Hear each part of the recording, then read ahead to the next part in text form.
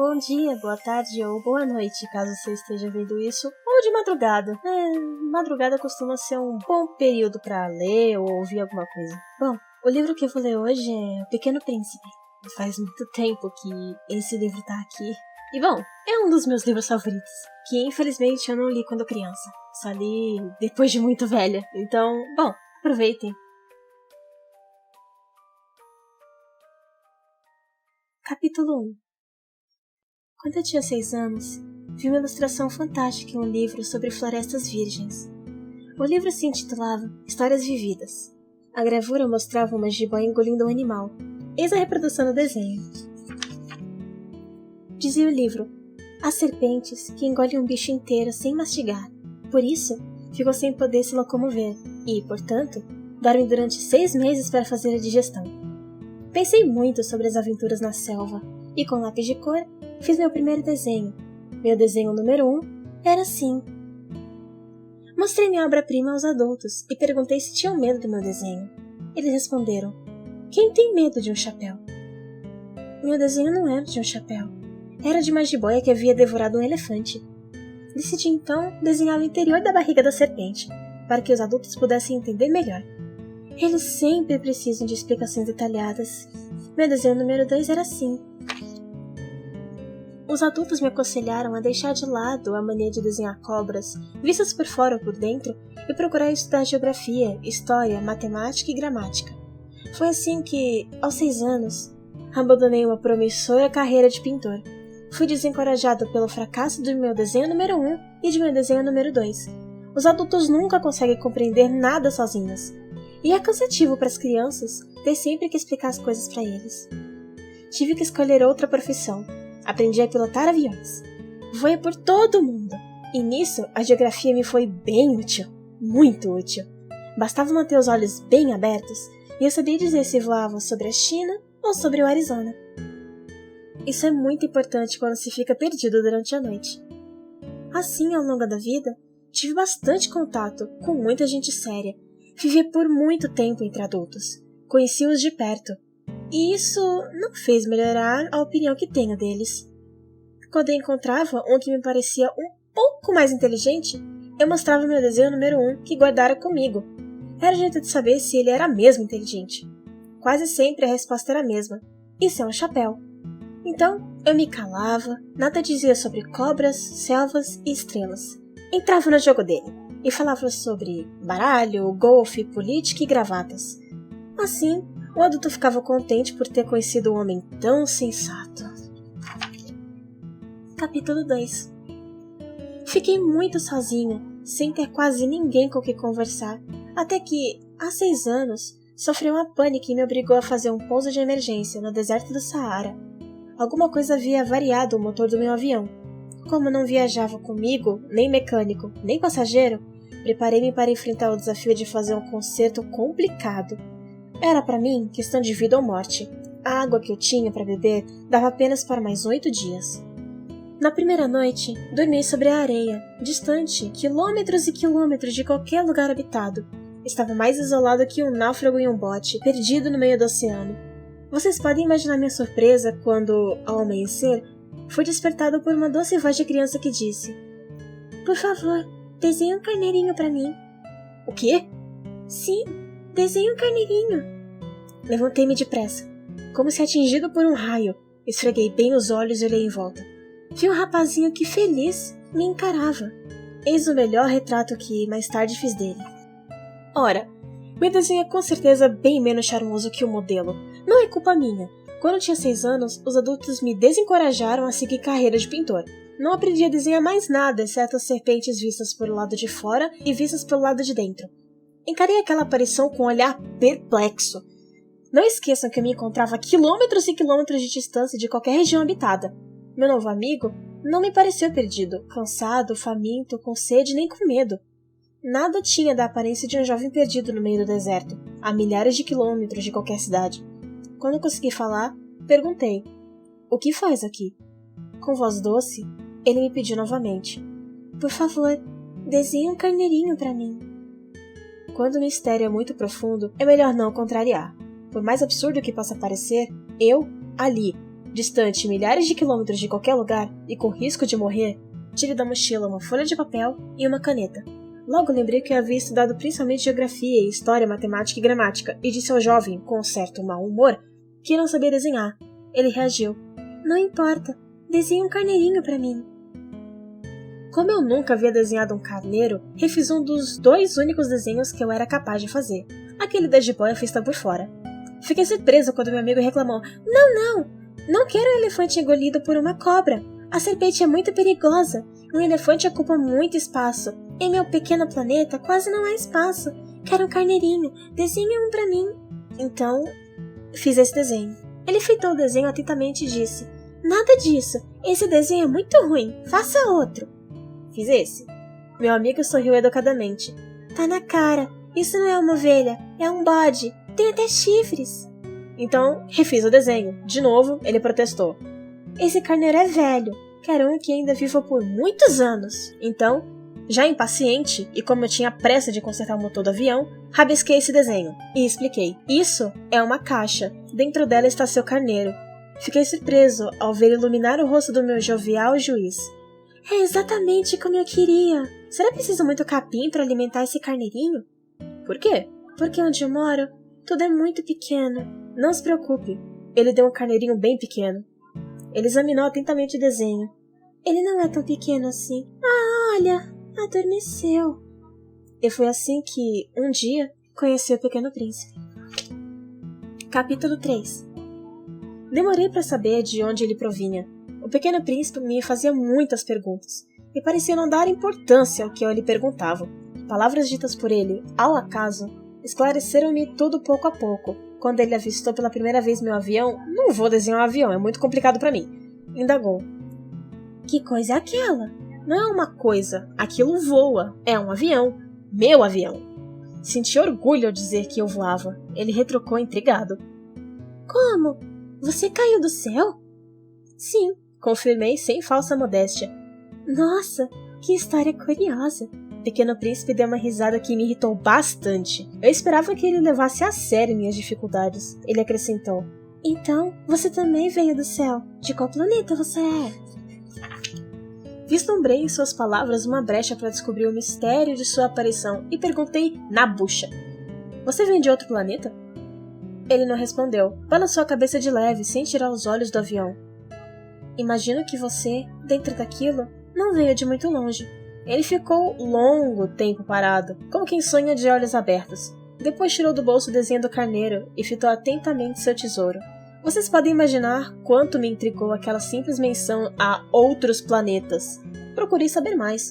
De onde vem meu amigo? Onde fica sua casa? Para onde levará o carneiro? Após um silêncio meditativo, ele respondeu. O bom é que, à noite, essa caixa que você desenha poderá servir de casa para ele. Ótimo! Ele daria também uma corda para amarrá-lo durante o dia e uma estaca para prendê-lo. A proposta pareceu chocar o Pequeno Príncipe. Amarrar? Que ideia maluca! Ora, se não amarrar de algum jeito, ele acabará fugindo para longe. Meu amigo deu outra gargalhada. Fugir para onde? Sei lá para onde, mas você correrá o risco de perdê-lo. Pequeno Príncipe me olhou nos olhos. Ele não fugirá. É muito pequeno o lugar onde moro. E um pouco mais triste, acrescentou. Onde moro, ninguém andando sempre em frente pode ir muito longe. Capítulo 4. Logo percebi algo curioso. Seu planeta de origem era pouco maior que uma casa. Isso não me surpreendeu. Eu sabia que, além de planetas grandes, como a Terra, Júpiter, Marte e Vênus, aos quais nós humanos demos nomes, há centenas de outros planetas tão pequenos que mal se consegue vê-los pelo telescópio. Quando um astrônomo descobre um, dá ele um número e não um nome. Passa a chamá-lo, por exemplo, de asteroide 325. Tenho sérios motivos para acreditar que o planeta do qual veio o Pequeno Príncipe é o asteroide B612. Esse asteroide só foi visto uma única vez por telescópio em 1909 por um astrônomo turco. Ele fez uma importante apresentação de sua descoberta em um congresso internacional de astronomia, mas ninguém acreditou no que ele disse por causa das suas roupas típicas que vestia. Os adultos têm cada preconceito. Felizmente, para a reputação do asteroide B612, um ditador turco obrigou toda a população, sob a ameaça de pena de morte, a se vestir à moda europeia. O astrônomo, já com um terno muito elegante, fez uma nova apresentação em 1920 e dessa vez todo mundo acreditou nele. Sabe por que falo desses detalhes do asteroide B612 e lhe revela seu número? Por causa dos adultos. Adultos adoram números. Quando vocês contam que tem um novo amigo, eles não ligam pro que é importante. Nunca perguntam qual o tom da voz dele, de que ele gosta de brincar, ele faz coleção de borboletas? Os adultos preferem perguntar que idade ele tem, quantos irmãos, quanto pesa, quanto ganha o pai dele. Só assim os adultos se convencem de que conhecem seu novo amigo. Se você diz a um deles: viu uma bela casa de tijolos cor-de-rosa com gerânios nas janelas e pombos no telhado, ele não é capaz de fazer uma ideia dessa casa. É preciso dizer a ele: viu uma casa que custa uma fortuna. Então, ele se interessa. Poxa, deve ser maravilhosa. Portanto, se dissermos aos adultos: a prova de que o Pequeno Príncipe existe é que era encantador, dava boas risadas e me pedia um carneiro. Quando alguém deseja ter um carneiro, é a prova de que a pessoa existe. Os adultos vão nos encarar com indiferença e dirão que isso é coisa de criança. Mas se dissermos: ele veio do planeta asteroide B612, então acreditarão e não vão mais nos chatear com outras perguntas. Eles são assim mesmo. Nem por isso devemos lhes querer mal. As crianças precisam ter muita paciência com os adultos. Mas, para nós, que compreendemos a vida, os números não têm tanta importância. Bem que gostaria de narrar essa história como se fosse um conto de fadas. Eu escreveria assim: era uma vez um pequeno príncipe que habitava um planeta pouco maior que ele próprio e queria ter um amigo. Mas, para quem compreende a vida, isso soaria bem mais convincente. Eu não gostaria que vocês lessem meu livro superficialmente. É sofrido para mim revelar essas lembranças. Faz 6 anos que meu amigo partiu em companhia de seu carneiro. Se tento descrevê-lo aqui, é justamente para não esquecer. É muito triste esquecer um amigo. Nem todo mundo tem um amigo. E não quero bancar o adulto que só se interessa por números. Foi por isso que comprei lápis de cor e uma aquarela. É difícil na minha idade voltar a desenhar. Ainda mais que a única tentativa que fiz foi desenhar uma jiboia vista de fora e outra vista de dentro. E isso quando eu tinha 6 anos. Podem estar certos de que tentarei fazer retratos bem fiéis. Não sei se eu vou conseguir. Pode ser que um desenho saia bom e outro não. Cometo erro de proporção. Em um Pequeno Príncipe parece mais alto, em outro menor do que era. Também fico em dúvida quanto às cores de suas roupas. Tento acertar. Sei que me engano em certos detalhes importantes. Peço desculpas. Meu amigo jamais explicava as coisas. Acho que me julgava igual a ele. Mas eu, infelizmente, sou incapaz de enxergar um carneiro pelos buraquinhos do desenho de uma caixa. Sinto que mais pareço um adulto. Acho que estou ficando velha. Capítulo 5. Todo dia eu aprendi alguma coisa sobre seu planeta, sua partida, sua viagem. Cada detalhe aparecia aos poucos, ao longo de nossos papos. Foi assim que, no 3º dia, fiquei sabendo do drama dos baobás. Isso eu soube graças ainda ao carneiro. De repente, o Pequeno Príncipe perguntou muito preocupado: é verdade que os carneiros comem arbustos? Sim, é verdade. Ah, que bom. Não entendi por que ele considerava tão importante saber se os carneiros comem arbustos. E logo acrescentou: então, os carneiros também comem baobás? Expliquei ao Pequeno Príncipe que os baobás não são simples arbustos. São árvores tão grandes quanto igrejas, e ainda que ele tivesse uma manada de elefantes, não seria suficiente para derrubar um baobá. Ao ouvir falar da manada de elefantes, o Pequeno Príncipe deu uma risada. Seria preciso um elefante subir em cima do outro. E observou com sabedoria. Antes de crescer, os baobás nascem de uma pequena planta. É verdade. Mas por que supõe que carneiros comem mudas de baobás? Ele retrucou: é óbvio! Como se não tivesse nenhuma dúvida. Precisei quebrar a cabeça para entender aonde ele queria chegar. Fiquei sabendo que, há no planeta do Pequeno Príncipe, como em todos os planetas, ervas boas e más. Portanto, há sementes de ervas boas e sementes de ervas más. Porém, elas são invisíveis. Dormem no seio da terra até que uma delas decide despertar. Então, ela se espreguiça toda e cresce na direção do sol, como um delicado raminho. Se for uma semente de rabanete ou de rosa, então não há por que se preocupar com seu crescimento. Mas se for uma planta daninha, uma erva má, deve ser imediatamente arrancada. Ora, sementes poderosas no planeta do Pequeno Príncipe, sementes de baobás! O solo do planeta estava infestado delas. E um baobá, se não for arrancado quando pequeno, é muito difícil de cortar. Ele se espalha por todo o planeta. Suas raízes esburacam inteiramente o chão. E quando o planeta é muito pequeno e os baobás numerosos, há o perigo de rachar tudo. É uma questão de disciplina, disse, depois do Pequeno Príncipe. Quando termino de me lavar pela manhã, trato de limpar carinhosamente o planeta. Arranco as mudas de baobás com o cuidado de não arrancar as das roseiras, pois se parecem muito. É um trabalho meio chato, mas muito fácil. Ele me aconselhou a fazer um belo desenho do que havia descrito para que as crianças do meu planeta ficassem cientes do perigo. Se elas um dia viajarem, o desenho pode ser útil. Não há problema deixar para mais tarde o trabalho de limpeza do solo. Mas, no caso dos baobás, qualquer atraso é uma catástrofe. Conheci um planeta habitado por um sujeito preguiçoso, que deixou de arrancar 3 mudas. Orientado pelo Pequeno Príncipe, desenhei tal planeta. Detesto bancar o alarmista, porém o perigo dos baobás é muito pouco conhecido, e são grandes os riscos que corre quem fica perdido no asteroide. De modo que contrario meus princípios e alerto: crianças, cuidado com os baobás. Foi para alertar meus amigos sobre o perigo que correm, e eu também, sem nos darmos conta que caprichei no desenho.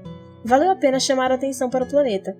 Talvez vocês me perguntem, por que nesse livro não há outros desenhos tão espantosos como os dos baobás? Minha resposta é simples. Bem que eu tentei, mas não consegui. Ao desenhar os baobás, eu me senti pressionado pela urgência de alertar para o perigo. Capítulo 6. Ah, Pequeno Príncipe, aos poucos compreendi sua vidinha melancólica. Durante muito tempo você tinha distração apenas a beleza do pôr do sol. Percebi esse novo detalhe ao amanhecer do 4º dia, quando ele me disse: adoro o pôr do sol. Venha, vamos ver o pôr do sol. Mas precisamos esperar. Esperar o quê? Esperar que o sol se ponha. Ele fez uma cara de surpresa e em seguida riu de si mesmo e disse: sempre acho que estou em casa. De fato, quando é meio-dia nos Estados Unidos, todo mundo sabe que é hora de sol se pôr na França. Bastaria poder ir dos Estados Unidos à França em 1 minuto para assistir ao pôr do sol. Infelizmente a distância é grande, porém, em seu pequeno planeta, basta recuar um pouco a cadeira para contemplar o crepúsculo toda vez que deseja. Um dia, vi o sol se pôr 44 vezes, e logo acrescentou: você sabe, quando se está triste, é bom ver o pôr do sol.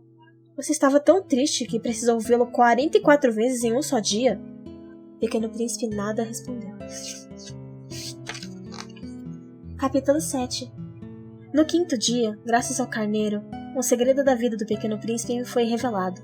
Ele me perguntou, na bucha, sem rodeios, como quem havia meditado em silêncio por longo tempo sobre o problema.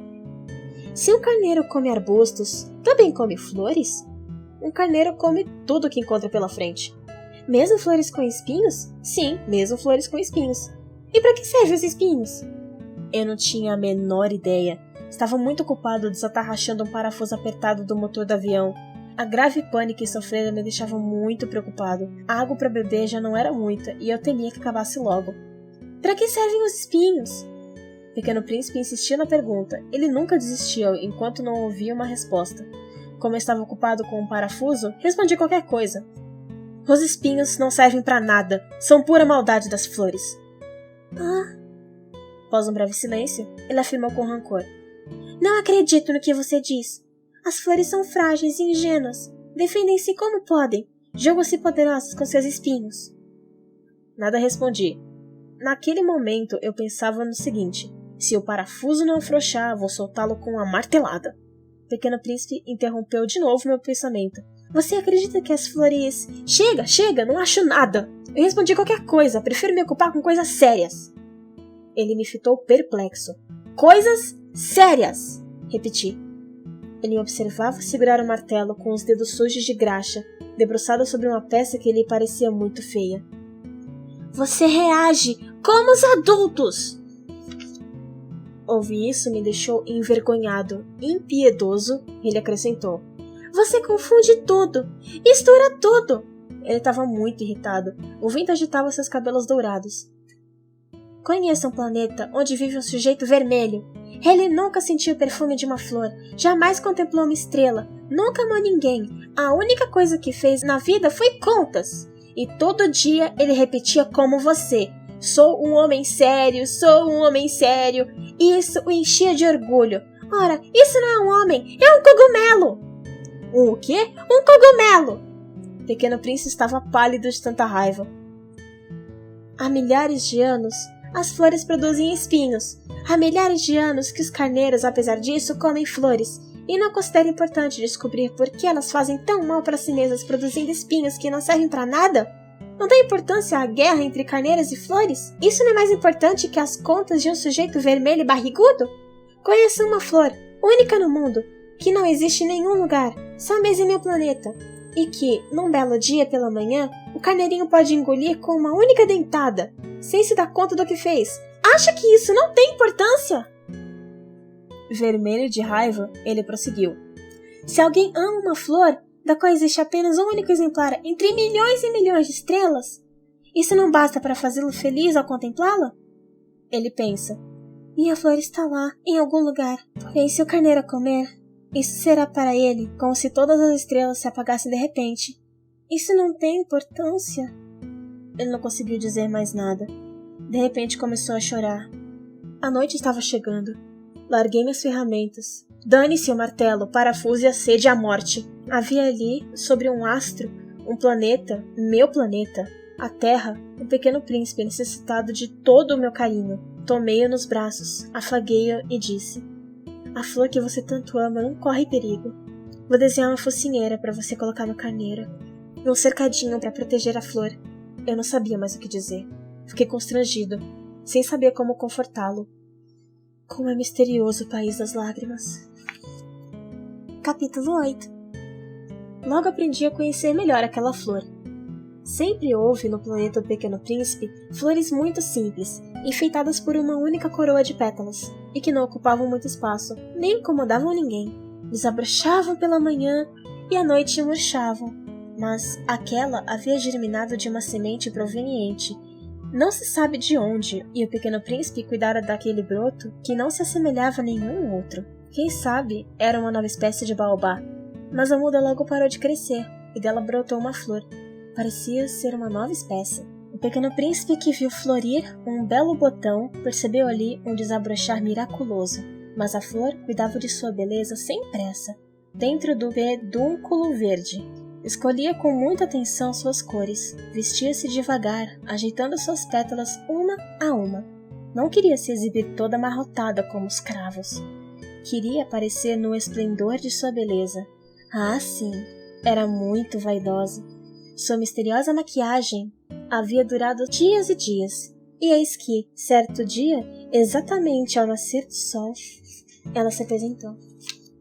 E a flor, que havia se enfeitado com tanto cuidado, disse bocejante: acabo de despertar. Desculpe, ainda estou toda despenteada. O Pequeno Príncipe não conteve a admiração. Como você é bonita! Sei disso, respondeu a flor delicadamente. Nasci com o sol. O Pequeno Príncipe percebeu logo que ela não era nada modesta, mas como era encantadora. Creio que é hora do café da manhã, disse ela e logo acrescentou: tenha a gentileza de cuidar de mim. O Pequeno Príncipe, meio atordoado, foi rapidamente apanhar um regador com água fresca para molhá-la. Ele ficou constrangido diante daquela vaidade exagerada. Um dia, por exemplo, ao falar de seus 4 espinhos, ela disse ao Pequeno Príncipe: que venham os tigres com suas garras. Não existem tigres em meu planeta, objetou o Pequeno Príncipe. Além disso, tigres não comem plantas. Não sou uma planta, reagiu suavemente a flor. Peço desculpas. Não tenho medo dos tigres, mas detesto correntes de ar. Você por acaso tem um pequeno biombo para me proteger do vento? Horror às correntes de ar. Ora, isso não convém a uma planta, refletiu o Pequeno Príncipe.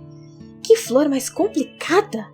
À noite, trate de me guardar numa redoma de vidro. Aqui faz muito frio. Não me sinto confortável. Lá de onde venho... Súbito calou-se. Ela havia chegado como semente, não podia conhecer outros planetas. Envergonhada por ter sido surpreendida em uma mentira tão rasteira, tossiu 2 ou 3 vezes e, para incomodar o Pequeno Príncipe, cobrou: e o biombo? Ia buscá-lo, mas você não para de falar. Então ela tossiu ainda mais forte para deixá-lo com sentimento de culpa. Assim, o Pequeno Príncipe, apesar de sua generosidade e de seu amor, logo desconfiou dela. Ele havia levado a sério coisas sem importância, o que o deixara bastante chateado. Eu não deveria ter lhe dado ouvidos, desabafou ele um dia. É melhor não escutar as flores. Basta admirá-las e aspirar seu perfume. A minha perfumava todo o meu planeta. Mas eu nem ligava. Aquela história de garras me incomodou muito. E, no entanto, deveria ter me agradado. Ele me confidenciou ainda. Há coisas que não posso compreender. Acho que deveria tê-la julgado por seus atos, e não por suas palavras. Ela era perfumada e me alegrava. Nunca deveria tê-la abandonado. Devia ter captado sua ternura por trás de seu jeito rude. Como as flores são complicadas! Mas eu ainda era muito jovem para saber amá-la. Capítulo 9. Para fugir de onde morava, ele aproveitou uma revoada de pássaros selvagens em migração. Na manhã daquele dia, tratou de deixar seu planeta bem arrumadinho. Limpou cuidadosamente os vulcões em atividade.